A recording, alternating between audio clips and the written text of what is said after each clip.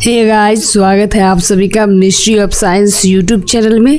तो आप सभी का बहुत बहुत स्वागत है। तो जैसा कि हम लोग पढ़ रहे थे क्लास 8 का chapter 4 materials, metals and non metals. Okay, तो ये जो वीडियो है वो दूसरा वीडियो है इस चैप्टर का, materials, metals and non metals का। इससे पहले हमने एक वीडियो को कवर किया था जिसमें हमने physical properties of metals and non metals को देखा था। उसके अंतर्गत हमने ये पढ़ा था कि मेटल्स एंड नॉन मेटल्स का फिजिकल प्रॉपर्टीज़ कौन कौन से हैं, मतलब मेटल्स एंड नॉन मेटल्स के बीच डिफरेंसेस कौन कौन से हैं, वो भी फिजिकली तरीके से। तो हमने देखा था कि जो मेटल्स होते हैं वो डक्टाइल होते हैं, हार्ड होते हैं, लस्टर होते हैं एंड उसमें सोनोरस पाया जाता है एंड मेलेबिलिटी होती है आदि। जैसे हमने प्रॉपर्टीज़ के बारे में पढ़ा था कि ये सब प्रॉपर्टीज़ किसके हैं, तो ये सारे प्रॉपर्टीज़ मेटल्स के हैं और इसके अपोजिट नॉन मेटल्स में प्रॉपर्टीज़ पाए जाते हैं। नॉन मेटल्स के अंतर्गत क्या होता है कि उनके अंतर्गत, नॉन मेटल्स के अंतर्गत जो उनका प्रॉपर्टीज़ है उसमें डक्टाइल नहीं होता है, उनमें सोनोरस नहीं होता, ना मेलेबिलिटी होती है। तो इन सारे प्रॉपर्टीज़ को हमने पिछले वीडियोस में देखा था। ओके, तो अगर आप उस वीडियो को नहीं देखें तो जाकर के देख लेना कि हमने उसमें क्या क्या पढ़ा था। ओके, तो आज हम लोग पढ़ने वाले हैं chemical properties of metals and non metals. Okay, तो आज हम लोग किसके बारे में पढ़ने वाले हैं, तो केमिकल प्रॉपर्टीज़ के बारे में पढ़ने वाले हैं। मतलब हम लोग केमिकली प्रॉपर्टीज़ से कैसे देख सकते हैं कि मेटल होते क्या हैं और नॉन मेटल होते क्या हैं। फिजिकल प्रॉपर्टीज़ में तो हम डायरेक्टली देख सकते हैं, उसको समझ सकते हैं, लेकिन केमिकली प्रॉपर्टीज़ में हम लोग क्या करते हैं, उसको केमिकल रिएक्शन करवाते हैं और फिर क्या करते हैं कि उन दोनों में डिफरेंसेस कर पाते हैं कि मेटल्स कौन कौन से हैं और नॉन मेटल्स कौन कौन से हैं। तो चलिए आज का वीडियो हम लोग स्टार्ट करते हैं। Reaction with oxygen. सबसे पहले हम लोग मेटल और नॉन मेटल को रिएक्शन करवाएंगे किसके साथ, तो ऑक्सीजन के साथ। तो क्या होगा, आयरन जिसका एटॉमिक सिंबल है Fe मतलब फेरस। ओके, और ऑक्सीजन का एटॉमिक सिंबल है O2 और वाटर का एटॉमिक सिंबल है H2O। अब कहेंगे आप कि H2O क्या होता है, तो H2O मतलब होता है कि जो हाइड्रोजन है वो 2 रेशियो में है और ऑक्सीजन जो है वो 1 रेशियो में है। तो जब हम लोग आयरन और ऑक्सीजन को एक साथ रिएक्शन करवाते हैं वाटर के साथ तो हमें ऑक्साइड ऑफ आयरन मिलता है। मतलब आयरन और ऑक्सीजन और वाटर जब एक साथ रिएक्शन करेंगे तब हमें ऑक्साइड ऑफ आयरन मिलेगा। ऑक्साइड ऑफ आयरन क्या होता है, तो वो लोहे पे जो जंग लगी होती है उसी को हम लोग ऑक्साइड ऑफ आयरन कहते हैं। तो जो आयरन है अगर उसको हम लोग खुले वातावरण में छोड़ देते हैं जहाँ पे नमी मौजूद होती है तो वहाँ पे आशंका होती है कि वो जो लोहा है वो जंग युक्त हो जाएगी और वहाँ पे क्या होती है कि उस लोहे के टूल्स में, उस लोहे के बीपन में क्या होता है कि जो जंग होता है वो अप्लाई हो जाता है, क्योंकि वो जो लोहा था वो कहाँ था, वो वाटर वाला जो मॉइस्चर वाला हमारा एटमॉस्फेयर था उसमें था, क्योंकि एटमॉस्फेयर में तो ऑक्सीजन भी है और वाटर भी प्रेजेंट ही होता है। तो जिसके कारण क्या होता है कि जो आयरन है वो इन सब दोनों के साथ रिएक्शन करके, ऑक्सीजन एंड वाटर के साथ रिएक्शन करके ऑक्साइड ऑफ आयरन का निर्माण करता है। ओके, अब नेक्स्ट हम लोग एग्जांपल देखते हैं मैग्नीशियम। ओके, जो क्या है, मेटल है, आयरन भी क्या है, मेटल है। ओके, तो हम लोग अभी मेटल को किसके साथ रिएक्शन करवा रहे हैं, तो ऑक्सीजन के साथ रिएक्शन करवा रहे हैं। ओके, बाद में हम लोग नॉन मेटल के साथ रिएक्शन करवाएंगे। तो फिलहाल हम लोग मेटल के साथ रिएक्शन करवाते हैं मैग्नीशियम का और ऑक्सीजन का। तो हमें क्या प्राप्त होगा कि जब मैग्नीशियम और ऑक्सीजन जो जब दोनों के बीच रिएक्शन होता है तो मैग्नीशियम ऑक्साइड बनता है। क्या बनता है, मैग्नीशियम ऑक्साइड, जो क्या होता है वाइट पाउडर में होता है। मतलब जो मैग्नीशियम ऑक्साइड होता है वो पाउडरिश होता है और वो भी वाइट कलर में। Magnesium oxide plus water, magnesium hydroxide जो एक सॉल्यूशन है। मतलब जो मैग्नीशियम ऑक्साइड था जो किससे बना था, मैग्नीशियम और ऑक्सीजन के रिएक्शन से बना था। अगर उसको हम लोग वाटर के साथ रिएक्शन करवाते हैं तो हमें मैग्नीशियम हाइड्रोक्साइड मिलता है। ओके, जो मैग्नीशियम ऑक्साइड है उसको अगर हम लोग वाटर के साथ रिएक्शन करवाते हैं तो हमें क्या मिलेगा, मैग्नीशियम हाइड्रोक्साइड। और मैग्नीशियम हाइड्रोक्साइड क्या है, तो सॉल्यूशन है। आपको पता होगा आप क्लास 4, 5 या 6 में पढ़े होंगे, जो सॉल्यूशन होता है वो दो चीज़ों से बना होता है, एक सॉल्यूट से और एक सॉल्वेंट से। ओके, तो जो सॉल्यूट होती है वो कम मात्रा में होती है और जो सॉल्वेंट होती है वो ज़्यादा मात्रा में होती है, और ये दोनों मिल करके क्या बनाता है, सॉल्यूशन बनाता है। सॉल्यूट और सॉल्वेंट प्लस जो होता है ऐड होके सॉल्यूशन बनाता है। तो यहाँ पे आप देख सकते हैं कि जो मैग्नीशियम ऑक्साइड है वो क्या है, एक सॉल्यूट का फॉर्म है, एंड वाटर जो है वो सॉल्वेंट का फॉर्म है। और जब दोनों रिएक्शन कर रहा है तो मैग्नीशियम हाइड्रोक्साइड जो एक सॉल्यूशन का रूप ले रहा है। ओके, अब हम लोग देखते हैं, एक क्वेश्चन हमारे सामने आ रहा है कि why greenish deposit on the surface of copper vessels. आपने देखा होगा या फिर आप देखते ही होंगे कि जो कॉपर का वेसल्स होता है, जो कॉपर से बना हुआ बर्तन होता है, तांबा से बने हुए जो भी सामान है, उस पर कुछ समय बाद ग्रीनिश जो होती है, ग्रीन परत जो होती है वो क्या हो जाती है, उस पर डिपॉजिट हो जाती है, जम जाती है। तो ऐसा क्यों होता है, तो इन सब चीज़ों के बारे में हम लोग अगले स्लाइड में देखते हैं। ओके,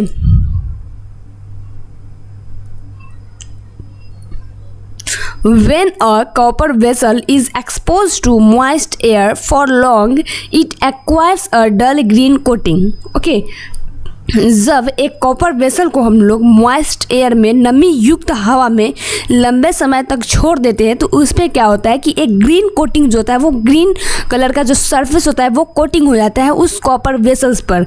क्यों, कैसे हुआ, तो जो हम लोग वो जो कॉपर का वेसल था, जो कॉपर से बना हुआ जो भी चीज़ था, उसको हमने क्या किया, एयर में छोड़ दिया। और वो एयर कैसा था, तो वो मॉइस्चर था, मतलब वो नमी युक्त हवा थी, जिसके अंतर्गत क्या हुआ कि वो रिएक्शन कर जाता है कॉपर वेसल एंड जो वाटर है एंड ऑक्सीजन जो है वो मिल करके क्या बनाता है, एक ग्रीन कोटिंग कर लेता है। और अपने जो परत होता है कॉपर का, उस पर क्या हो जाता है, वो कोटिंग हो जाता है। कौन, तो ग्रीनिश जो सरफेस होता है वो जाकर के कोटिंग हो जाता है।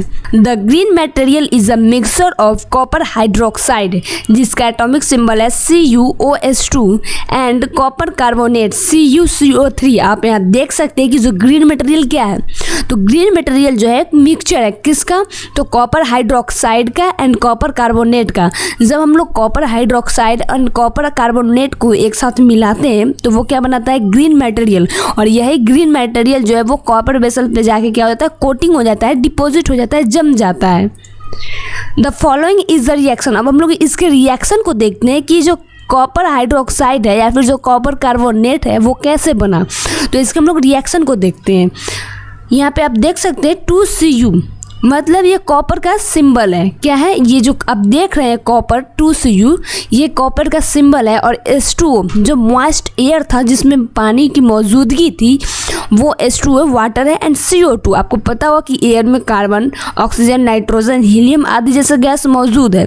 तो ये कार्बन डाइऑक्साइड भी गैस क्या होती है कि हमारे एटमॉस्फेयर में प्रेजेंट होती है, और ऑक्सीजन भी प्रेजेंट होती है। जब कॉपर इन सब के साथ रिएक्शन करता है तो वो बनाता है CuOH2। और आप देख रहे हैं यहाँ पे कि CuOH2 को हम लोग क्या कर रहे हैं, कॉपर हाइड्रोक्साइड। CuCO3 को हम लोग क्या कर रहे हैं, तो कॉपर कार्बोनेट। ओके, तो ये है हमारा रिएक्शन। मतलब जब कॉपर हाइड्रोजन ऑक्साइड के साथ एंड कार्बन डाइऑक्साइड के साथ एंड ऑक्सीजन के साथ रिएक्शन कर रहा है तो वो कॉपर क्या बना रहा है, copper hydroxide and copper carbonate. और इसी के मिक्सचर को हम लोग क्या कहते हैं, ग्रीन मटेरियल कहते हैं। जो क्या होता है कि उस कॉपर वेसल्स पे डिपॉजिट हो रखा होता है, जो जमा हुआ होता है किस पे, तो कॉपर वेसल्स पे। और H2CO2 आप देख सकते हैं यहाँ पे क्या था, मॉइस्ट एयर था। तो चलिए हम लोग आगे नेक्स्ट स्लाइड में पढ़ते हैं। Metallic oxides are basic in nature. आप जितने भी मेटालिक ऑक्साइड्स देखे, जैसे आपने मैग्नीशियम हाइड्रोक्साइड देखा, कॉपर कार्बोनेट देखा, कॉपर हाइड्रोक्साइड देखा, जितने भी आपने देखा, ऑक्साइड ऑफ आयरन देखा, तो ये सब क्या थे, मेटालिक ऑक्साइड थे। मतलब ये सब मेटल से क्या थे, मेटल जो था वो किसके साथ रिएक्शन किया था, तो ऑक्सीजन के साथ रिएक्शन किया था। एटमॉस्फेयर के में मौजूद वाटर एंड एयर के साथ जो था वो उसके साथ रिएक्शन किया था और मेटालिक ऑक्साइड में निर्माण हुआ था, मेटालिक ऑक्साइड प्रोड्यूस किया था। तो जो मेटालिक ऑक्साइड हमें प्राप्त हुआ था वो सभी क्या थे, बेसिक थे। प्राकृतिक में क्या थे, वो बेसिक थे। बेसिक क्या होता है, वो जिसे हम लोग हिंदी में क्षार कहते हैं।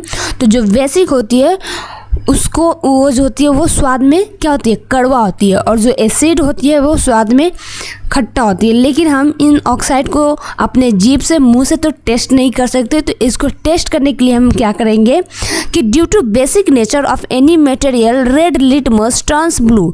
तो हमें अगर इसके नेचर को चेक करना है, किसी सॉल्यूशन को या फिर किसी चीज़ को नेचर को चेक करना है कि ये बेसिक है या फिर एसिडिक है, हमें क्या करना होगा कि उस मटेरियल में रेड लिटमस पेपर को डालते हैं तो वो क्या होती है कि ब्लू में टर्न हो जाती है। तो हमें पता चल जाता है कि ये जो सॉल्यूशन था वो बेसिक नेचर का था। मतलब कि अगर आपको बेसिक नेचर चेक करना है, क्षारीय नेचर चेक करना है, तो आपको एक काम करना होगा कि आपको रेड लिटमस पेपर परचेज करना होगा। ओके, आप मार्केट से रेड लिटमस पेपर खरीद सकते हैं और आपको उस सॉल्यूशन में उस मटेरियल से टच कराना होगा रेड लिटमस पेपर को। और जैसे ही आप टच कराते या फिर डालते हैं उस सॉल्यूशन में, तो जो रेड लिटमस पेपर होता है वो ब्लू में टर्न हो जाता है। तो जैसे ही रेड लिटमस पेपर ब्लू में टर्न होता है तो आप समझ लेना कि जो सॉल्यूशन था या फिर जो भी मटेरियल था वो क्या था, बेसिक नेचर का था, क्षारीय नेचर का था। Okay, oxide of magnesium is also an example of basic nature. हमने पिछले स्लाइड में जितना भी एग्जाम्पल देखा था, ऑक्साइड ऑफ मैग्नीशियम देखा था या फिर ऑक्साइड ऑफ आयरन देखा था, कॉपर कार्बोनेट देखा था, कॉपर हाइड्रोक्साइड देखा था, वो सभी क्या थे, बेसिक नेचर के थे। अगर हम इनका टेस्ट करना चाहेंगे तो हम रेड लिटमस पेपर को इनके पास लाएंगे, इनसे टच कराएंगे और वो रेड लिटमस पेपर जो है वो ब्लू में टर्न हो जाएगा। तो हम समझ जाएंगे कि ये जो मटेरियल था वो क्या था, बेसिक नेचर का था। The name of the product formed in the reaction of sulfur and oxygen is sulfur dioxide gas। जो नेम जो हम देख रहे हैं यहाँ पे सल्फर डाइऑक्साइड गैस, वो कैसे बनता है, तो सल्फर और ऑक्सीजन के रिएक्शन से जो प्रोडक्ट फॉर्म्ड होता है उसे हम लोग सल्फर डाइऑक्साइड गैस कहते हैं। अब मैं आपको बता दूं कि यहाँ सल्फर क्या है, तो नन मेटल है। ओके, तो हम लोग अब नन मेटल को ऑक्सीजन के साथ रिएक्शन करवाने वाले हैं। हमने पिछले स्लाइड में जितना भी मेटल के साथ जितना भी हमने रिएक्शन करवाया था वो सब मेटल के साथ करवाया था, लेकिन इस स्लाइड में हम जितना भी अब रिएक्शन करवाएंगे वो सब नन मेटल का। जैसे पे आप देख सकते हैं कि सल्फर, तो सल्फर क्या होता है, नन मेटल है। और नन मेटल को जैसे ही हम लोग ऑक्सीजन के साथ रिएक्शन करवाते हैं तो वो सल्फर डाइऑक्साइड गैस बनाता है। When sulfur dioxide is dissolved in water, sulfurous acid is formed. The reaction can be given as follows। हम लोग अब रिएक्शन नीचे देखेंगे, लेकिन इससे पहले हम जान लेते हैं कि जो सल्फर डाइऑक्साइड होती है वो क्या होती है कि अगर वाटर में डिसॉल्व होती है तो वो सल्फ्यूरस एसिड बनाती है। मतलब हम क्या करेंगे कि सल्फ़र को हमें अगर सल्फ्यूरस एसिड बनाना हो तो हम क्या करेंगे कि जो सल्फ़र है उसको हम लोग ऑक्सीजन के साथ रिएक्शन करवाएंगे। फिर सल्फ़र एंड ऑक्सीजन रिएक्शन करके सल्फ़र डाइऑक्साइड गैस बनाएगा और जब सल्फ़र डाइऑक्साइड गैस को हम लोग वाटर में डिज़ोल्व करेंगे, घोलेंगे, तो हमें सल्फ्यूरस एसिड प्राप्त होगा। ओके, तो इसका हम लोग रिएक्शन देख लेते हैं। सल्फ़र डाइऑक्साइड, यहाँ पे आप देख सकते हैं कि सल्फ़र डाइऑक्साइड, और सल्फ़र डाइऑक्साइड कैसे बना, तो सल्फ़र जो है वो ऑक्सीजन के साथ रिएक्शन करके सल्फ़र डाइऑक्साइड का निर्माण किया और वो सल्फ़र डाइऑक्साइड क्या हुआ कि वाटर के साथ रिएक्शन करके सल्फ्यूरस एसिड का निर्माण किया, जिसका सिंबल आप यहाँ देख सकते हैं H2SO3। आपको कहीं भी कह दिया जाए कि H2SO3 का नेम क्या है तो आप कहना सल्फ्यूरस एसिड, और कहेगा कि ये कैसे बनता है तो आप कहना कि सल्फ्यूरस डाइऑक्साइड को सल्फर डाइऑक्साइड को हम लोग वाटर के साथ रिएक्शन करवाते हैं तो हमें सल्फ्यूरस एसिड प्राप्त होती है। ओके, और जो सल्फर है वो क्या है, नन मेटल है। The sulphurous asset turns blue litmus paper red. क्यों? क्योंकि ये जो एसिड है, एसिड का चेक हम लोग कैसे करेंगे, तो हम क्या करेंगे, ब्लू लिटमस पेपर को लाएंगे। लेकिन हमने बेसिक नेचर में क्या देखा था कि हम लोग रेड लिटमस पेपर को लाए थे, लेकिन यहाँ पे अपोजिट हो रहा है। किसमें? तो एसिड के में क्या हो रहा है कि अपोजिट हो रहा है। हम लोग यहाँ पे ब्लू लिटमस पेपर को ला रहे हैं और बेसिक नेचर में हम रेड लिटमस पेपर को ला रहे थे। ओके, तो यहाँ पे आप ध्यान रखना, कंफ्यूज मत हो जाना। ओके, कि जो हम एसिड में जो हम लिटमस पेपर का यूज़ कर रहे हैं वो ब्लू लिटमस पेपर होगा और वो ब्लू लिटमस पेपर क्या हो जाएगा, वो रेड में टर्न हो जाएगा। लेकिन बेसिक में क्या होता है कि हम रेड लिटमस पेपर को लाते हैं और वो ब्लू में टर्न हो जाता है। तो यहाँ पे आप कंफ्यूज मत होना, आप इसे ध्यान से सुनो और ध्यान से समझो। ओके, तो हम एसिड में क्या कर रहे हैं, किसी एसिड को अगर हमें चेक करना होगा तो हम ब्लू लिटमस पेपर को लाएंगे और वो ब्लू लिटमस पेपर को जैसे हम उस मटेरियल के साथ टच करवाते हैं या फिर मटेरियल में उसे डालते हैं, सॉल्यूशन में डालते हैं, तो जो ब्लू लिटमस पेपर है वो क्या हो जाएगा, लाल हो जाएगा। तो आप समझ जाना कि यह क्या है, एसिड है।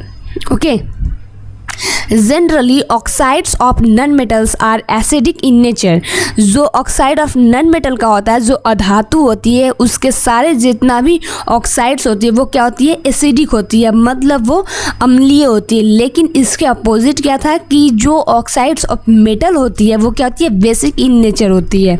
ओके ना। अब हम लोग देखते हैं रिएक्शन विथ वाटर। अगर हम लोग मेटल एंड नन मेटल को वाटर के साथ रिएक्शन करवाते हैं तो क्या प्राप्त होगी, क्या रिएक्शन होगा। तो sodium metal is very reactive. जो सोडियम मेटल होती है, सोडियम क्या है, मेटल होती है, और सल्फर क्या होती है, नन मेटल होती है। तो यहाँ आप कंफ्यूज मत हो जाना। ओके ना। सल्फर क्या था, नन मेटल था, और यहाँ पे हम लोग सोडियम की बात कर रहे हैं। तो सोडियम क्या है, हमारा रिएक्टिव होता है, बहुत ज़्यादा रिएक्टिव होता है, और सोडियम क्या है, तो एक मेटल है। It reacts vigorously with oxygen and water. आपको पता होनी चाहिए जो सोडियम मेटल होती है वो ऑक्सीजन के साथ और वाटर के साथ बहुत तेज़ी से रिएक्शन करता है, बहुत जल्दी ही रिएक्शन कर लेता है। A lot of heat is generated in the reaction. और हाँ, एक खास तौर पे ये बात याद रखना कि जब सोडियम मेटल इन दोनों के साथ रिएक्शन करता है, ऑक्सीजन और वाटर के साथ रिएक्शन करता है, तो काफ़ी मात्रा में ऊष्मा देता है, मतलब काफ़ी मात्रा में ज्वाला उत्पन्न करता है। कौन, sodium metal. It is therefore stored in kerosene. आपको पता होनी चाहिए कि जो सोडियम मेटल होती है उसे हम लोग खुले वातावरण में नहीं छोड़ते या फिर वाटर में इसको स्टोर नहीं करते। हम लोग इसको कहाँ स्टोर करते हैं, तो किरोसिन में स्टोर करते हैं। आपको पता होनी चाहिए कि किरोसिन क्या होती है, मिट्टी तेल को हम लोग किरोसिन कहते हैं। अगला चैप्टर में हम लोग कोयल एंड पेट्रोलियम पढ़ने वाले हैं, तो इसमें हम लोग जानेंगे कि किरोसिन होता क्या है और किरोसिन को हम लोग कैसे प्राप्त करते हैं। ओके, फिलहाल तो हम जान लेते हैं सोडियम मेटल के बारे में। तो जो सोडियम मेटल है वो एक मेटल है और वो काफ़ी रिएक्टिव है। ओके, और जो सोडियम मेटल होती है वो ऑक्सीजन के साथ एंड वाटर के साथ काफ़ी तेज़ी से रिएक्शन कर लेता है। इसके लिए हम लोग क्या करते हैं, इसे किरोसिन में डुबो करके रखते हैं, क्योंकि ये जो सोडियम मेटल होती है ऑक्सीजन एंड वाटर के साथ रिएक्शन करके काफ़ी मात्रा में आग उत्पन्न करता है, ज्वाला उत्पन्न करता है। Some other metals do not do so. For example, iron reacts with water slowly. कुछ ऐसे मेटल है जो ऐसे नहीं होते, जैसे सोडियम मेटल है। ओके, तो कुछ ऐसे मेटल है जो ऐसे नहीं होते। लाइक एज आप देख सकते हैं आयरन। आयरन क्या होते हैं, वो धीरे धीरे जो होता है वो रिएक्ट करता है, किसके साथ, वाटर के साथ या फिर ऑक्सीजन के साथ, वो धीरे धीरे रिएक्ट करता है। लेकिन जो सोडियम मेटल वो काफ़ी जल्दी रिएक्ट कर लेता है और काफ़ी मात्रा में आग उत्पन्न करता है, जिससे क्या हो सकता है, खतरा हो सकता है घरों में या फिर जहाँ भी ये स्टोर किया जाता है सोडियम मेटल, कारखानों में या फैक्ट्रीज में, वहाँ पे क्या हो सकती है, आग लग सकती है और काफ़ी मात्रा में क्षति पहुँच सकती है। इसलिए हम लोग इसको किरोसिन में क्या करते हैं, स्टोर करके रखते हैं, क्योंकि जो सोडियम मेटल होती है वो किरोसिन के साथ रिएक्शन नहीं करता। Generally, non-metal do not react with water through they may be very reactive in air. जो जनरली मतलब जो सामान्यतः नॉन मेटल्स होते हैं वो क्या करते हैं, वाटर के साथ क्या करते हैं, वो रिएक्ट नहीं करते। दे में भी रिएक्टिव इन एयर। जो नॉन मेटल होते हैं वो एयर के साथ क्या करते हैं, जल्द ही रिएक्शन कर लेते हैं, लेकिन जो वाटर होती है उसके साथ वे रिएक्शन नहीं करते। Okay, such non metals are stored in water. इसलिए हम लोग इसको क्या करते हैं, जो नॉन मेटल होती है जो वाटर के साथ रिएक्शन नहीं करती लेकिन एयर के साथ जल्द ही रिएक्शन कर लेती है, उसे हम लोग क्या करते हैं कि नॉन मेटल्स को वाटर में स्टोर करते हैं, क्योंकि वाटर के साथ तो वो रिएक्शन कर नहीं रहा था, जिसके कारण क्या हो सकता है कि कोई क्षति नहीं पहुंच सकती या फिर वो जो नॉन मेटल है वो दूसरा रूप नहीं ले सकता है। इसलिए हम लोग क्या करते हैं कि उसको वाटर में स्टोर करते हैं। लेकिन ये जो नॉन मेटल है वो एयर के साथ रिएक्ट कर लेता है बहुत काफ़ी जल्दी समय में, इसलिए हम लोग नॉन मेटल को वाटर में स्टोर करते हैं, क्योंकि वो क्या होती है कि जो नॉन मेटल है वो वाटर के साथ रिएक्शन नहीं कर रहा। For example, phosphorus is a very reactive non metal. जो फॉस्फोरस होती है वो नॉन मेटल है और वो काफ़ी ज़्यादा रिएक्टिव होती है। आपको पता होनी चाहिए कि सबसे पहले जो माचिस बनी थी वो क्या था, फॉस्फोरस का था।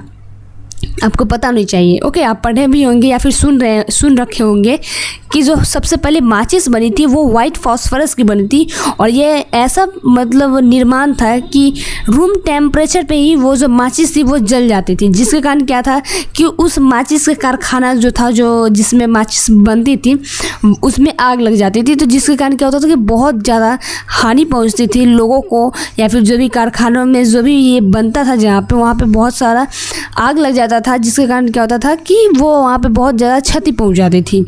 तो जो माचिस था वो क्या था, उस वक्त बहुत घातक था। और वो माचिस किसके बना हुआ था, किससे बना हुआ था, तो वाइट फॉस्फोरस से बना हुआ था। इसलिए बाद में जाकर के क्या किया गया कि उस माचिस को कन्वर्ट किया गया रेड फॉस्फोरस में। जो रेड फॉस्फोरस होती है वो जब तक उसको हम लोग रगड़ते नहीं है तब तक वो आग नहीं पकड़ता है। आज आप जो भी माचिस देख रहे हैं वो रेड फॉस्फोरस से बनी हुई है, लेकिन जो सबसे पहले निर्माण किया गया था, डिस्कवर किया था सेफ्टी मैचेस का, तो वो वाइट फॉस्फोरस का बना हुआ था जो रूम टेम्परेचर पे ही जल जाता था। लेकिन आज का जो माचिस है वो रेड फॉस्फोरस से बनी हुई है, लेकिन ये काफ़ी ज़्यादा रिएक्टिव होती है। आप देखते हैं कि जल्दी जैसे ही हम लोग उस डिब्बी पर लगे हुए लेप पर जैसे ही उस रेड फॉस्फोरस की तिल्ली को रगड़ते हैं वो बस आग लग जाती है, उसमें आग पकड़ जाती है। तो ये जल्दी रिएक्टिव होता है। ओके, तो आप देख सकते हैं। तो जो आज का फॉस्फोरस है वो क्या होती है कि वेरी रिएक्टिव होती है, नॉन मेटल है वो फॉस्फोरस। तो उसको हम लोग क्या करते हैं कि वाटर में स्टोर करके रखते हैं ताकि क्या वो रिएक्शन ना कर पाए और फिर कोई हमें क्षति ना पहुँचे। It catches fire if exposed to air. हमने पहले ही बता दिया था कि माचिस के बारे में, जो वाइट फॉस्फोरस था उसमें ही हमने बता दिया था कि आग पकड़ लेता था। जैसे ही ये एयर के साथ रिएक्ट करता था, जो फॉस्फोरस था वो क्या करता था, आग पकड़ लेता था। To prevent the contact of phosphorus with atmospheric oxygen it is stored in water. इसलिए हम लोग क्या किए कि इस फॉस्फोरस को वाटर में स्टोर कर दिए। इससे क्या होगा कि वो तो वाटर में मौजूद रहेगा, पैक रहेगा, तो वो क्या होगा, फॉस्फोरस रिएक्शन नहीं कर पाएगा और फिर कोई हानि नहीं पहुंचाएगी हमें, कोई उसमें कोई आग नहीं लगेगा।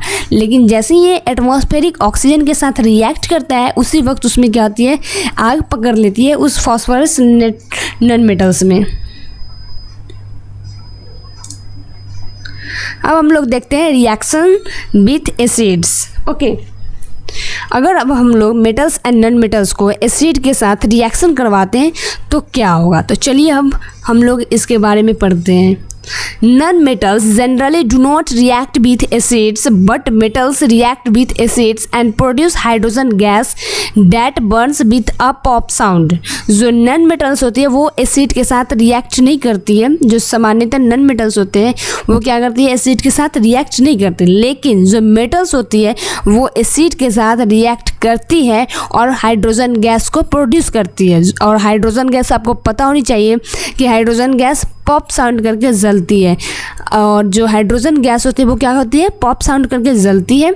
और जो नॉन मेटल होती है वो एसिड के साथ रिएक्ट नहीं करती, और मेटल जो होती है वो एसिड के साथ रिएक्ट करके हाइड्रोजन गैस बनाती है। Copper does not react with diluted hydrochloric acid even on heating, but it reacts with sulphuric acid. आपको पता होनी चाहिए कि जो कॉपर होती है वो हाइड्रोक्लोरिक एसिड के साथ रिएक्ट नहीं करती, लेकिन वो सल्फ्यूरिक एसिड के साथ रिएक्ट कर लेती है। और आपने पिछले स्लाइड में ही पढ़ा था कि जो कॉपर था वो क्या था, मेटल था। और यहाँ आप पढ़ रहे हैं कि जो कॉपर मतलब जो मेटल है वो एसिड के साथ रिएक्ट कर लेती है, लेकिन कुछ एक्सेप्शन है कि जो कॉपर है वो हाइड्रोक्लोरिक एसिड के साथ रिएक्ट नहीं करती जब तक उसे गर्म नहीं किया जाए। जब हम लोग हाइड्रोक्लोरिक एसिड को गर्म करते हैं तब जाकर क्या होती है कि वो रिएक्ट कर लेती है। ओके, लेकिन जो सल्फ्यूरिक एसिड है उसको, जो कॉपर है उसके साथ जनरली नॉर्मली कॉपर क्या होती है, सल्फ्यूरिक एसिड के साथ रिएक्ट कर लेती है। ओके, लेकिन इसको पढ़ने से पहले, रिएक्शन विथ बेसेस को पढ़ने से पहले मैं आपको एक इम्पोर्टेंट नोटिस बता दूं कि आप क्या कीजिएगा, जो खट्टा पदार्थ होती है हमें प्रिकॉशन किया जाता है, सावधानी किया जाता है, हमें बताया जाता है, रोका जाता है कि मतलब जो खट्टा पदार्थ होता है उसको हम लोग किसी मेटल्स के बर्तन में ना खाएं। ऐसा क्यों? आपने देखा होगा कि जो हमारे घरों में होती है तांबा का जो भी बर्तन होता है या फिर जो एल्युमिनियम का बर्तन होता है उसमें दही या फिर अचार, इमली ही को नहीं रखा जाता है। इससे क्या होता है कि जो जो हमारा ये खाद्य पदार्थ है, जो खाने वाला भोज्य पदार्थ है, जैसे ही हम उस मेटल्स के बर्तन में डालते हैं, मेटल से बने हुए बर्तन में डालते हैं, तो जो खट्टा है, जो एसिड है, वो क्या करता है, उस मेटल के साथ रिएक्ट कर लेता है। मेटल एसिड के साथ जल्द ही रिएक्ट कर लेता है और फिर हाइड्रोजन गैस बनाता है। और आपको पता होगा कि जो हाइड्रोजन गैस होती है वो हमारे बॉडी में जाकर क्या बना देती है, फूड पॉइजनिंग कर देती है, जिसके कारण हमें उल्टियाँ होने लगती है और कई तौर पे तो लोगों की मौत भी हो जाती है, क्योंकि जो हाइड्रोजन गैस होती है हमारे बॉडी के लिए हार्मफुल होती है। तो इसलिए हमें सावधानी किया जाता है, हमें मना किया जाता है कि आप क्या करो कि खट्टा पदार्थ को कभी भी मेटल्स के बर्तन में बने हुए रख करके कभी मत खाना। ओके, तो हम आपको अभी से सजेस्ट कर दे रहे हैं, आपको बता दे रहे हैं कि जो भी मेटल से बना हुआ बर्तन होगा उसमें आप दही, इमली, अचार, जो भी खट्टा चीज़ होता है उसको आप रख कर ना खाएं, क्योंकि इससे क्या हो सकता है कि आप बीमार हो सकते हैं। क्योंकि जो मेटल्स होती है वो एसिड के साथ रिएक्ट करके हाइड्रोजन गैस बनाता है और वो हाइड्रोजन गैस हमारे बॉडी के लिए क्या होती है, हार्मफुल होती है। ओके, तो चलिए अब हम लोग पढ़ लेते हैं रिएक्शन विथ बेसेस के बारे में।